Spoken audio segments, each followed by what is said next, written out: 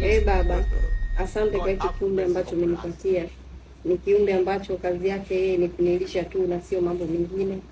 Ana kagari sawa, lakini gari alionayo ni mbovu sana.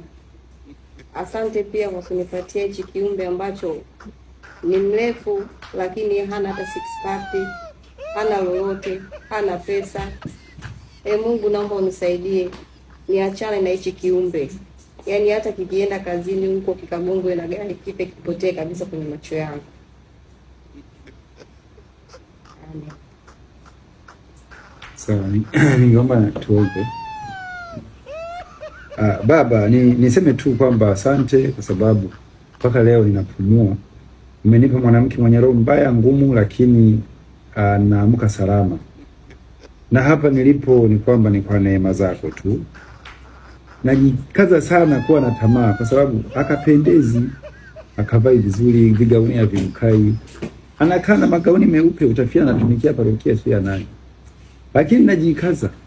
Tafanyaje sasa? Na hii yote nimejikaza kwa sababu mimi nina kipaimara, naogopa kuvunja ndoa. Haka kadada kiukweli nikamke ambako nadhani wewe mwenyewe baba unakaona ungekaongeza shape kidogo angalau hata ningejikaza hata miaka ya mbele, lakini kwa kweli ni mimi nina moyo, washikaji wenyewe wanasema nina moyo mkubwa. Niseme tu kwamba hapa kajikaa hapa itokee ukape roho ya kususa kaisusie ndoa kwa sababu ya kipaimara nashindwa kufukuza, nitaonekana nimevunja agano. Kasaidie pia, nimeshatafuta miswaki mingi lakini kila mswaki haujawahi kubadilisha harufu. Lakini labda wewe unaweza ukaingilia kati. Usafi kwake ni changamoto. Kanajisaidia juu akaflash. Yote najitahidi lakini ili nimeshindwa. Baba yake ni mganga, mama yake mchawi, kaka zake majambazi, lakini nimejikaza kwa sababu tu ya hii ndoa. Hebu nisaidie kwa sababu wadogo zake ni omba. Sijawahi kuona watu wanaomba. Mtu anaomba vocha ya jelo alafu anakubibu. Hao ni wazazi, ni ndugu zake, wote uko mzima wote wanaomba vocha. Kwa siku natuma vocha za 160.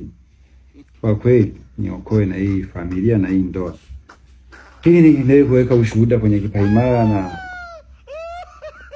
mambo mengine yaendelee. Niseme asante, endelea tu. Katika kitu na kushukuru baba ni kwamba mkorogo kanao paka unadunda na mafuta yakaglow, kana roho ngumu ndio maana akaglow.